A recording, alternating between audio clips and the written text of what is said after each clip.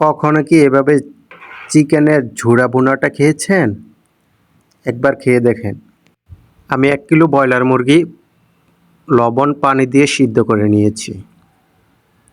এরপর এভাবে চিকেনগুলা ঝুরা করে নিয়ে এরপর আমি একটা বলের মধ্যে চিকেনের ছিরাগুলো দিয়ে দিলাম। ঠিক আছে? এভাবে আপনারা ছিঁড়ে নেবেন। এরপর আমি মশলা দিয়ে দেব। প্রথমে দিয়ে দিলাম হলুদ, এরপরে দিয়ে দিলাম লবণ পর্যাপ্ত পরিমাণ। এরপরে দিয়ে দেব ধনিয়ার গুঁড়া হাফ চা চামচ। এরপরে দিয়ে দিব জিরার গুঁড়া হাফ চা চামচ। এরপরে দিয়ে দেব কালো গোলমরিচের গুঁড়া হাফ চা চামচ। এগুলো আপনারা ভালো করে একটা চামচের সাহায্যে মিক্স করে নেবেন। প্রত্যেকটা মশলা চিকেনের সাথে মিক্স করে নেবেন। এরপর আমি দিয়ে দিলাম রসুন কুচি, পেঁয়াজ কুচি, দিয়ে দিলাম ১ চা চামচ আদা কুচি। এরপরে দিয়ে দিলাম একটা টমেটো স্লাইস করে কেটে দিয়ে দিলাম। এগুলাকে আবার ভালো করে একটু মিক্স করে নেবেন চিকেনের সাথে। এভাবে আপনারা রান্নাটা কন্টিনিউ করবেন। এরপরে আমি দিয়ে দিলাম গ্রিন চিলি ৪ থেকে ৫টা আমি মাঝখান দিয়ে ফালি করে কেটে চিকেনের সাথে দিয়ে মিক্স করে নেবেন।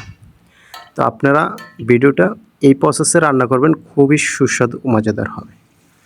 এখন আমি কড়াইতে তেল দিয়ে আমার চিকেন যে ছিঁড়া চিকেনগুলা এগুলা ফ্রাই করার আমার পালা। ঠিক আছে?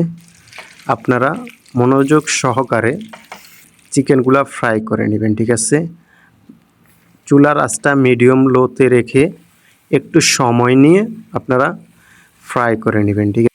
একটা জিনিস লক্ষ্য রাখবেন, যে খাবারটা আপনি মনোযোগ সহকারে রান্না করবেন সেই খাবারটা কিন্তু ভালো না হয়ে পারে না। ঠিক আছে? খুবই ভালো হয়। তো এভাবে আপনারা চিকেন ঝুরা ফ্রাই করে নেবেন। ঠিক আছে? বাড়িতে নতুন মেহমান আসলে বা স্পেশাল কোনো গেস্ট আসলে এই রেসিপিটা আপনারা দিতে পারেন। খুবই সুস্বাদু ও মজাদার। ঠিক আছে? এভাবে আপনারা রান্নাটা করবেন। আর এখানে আমি একটা সার্ভিং বল নিয়েছি।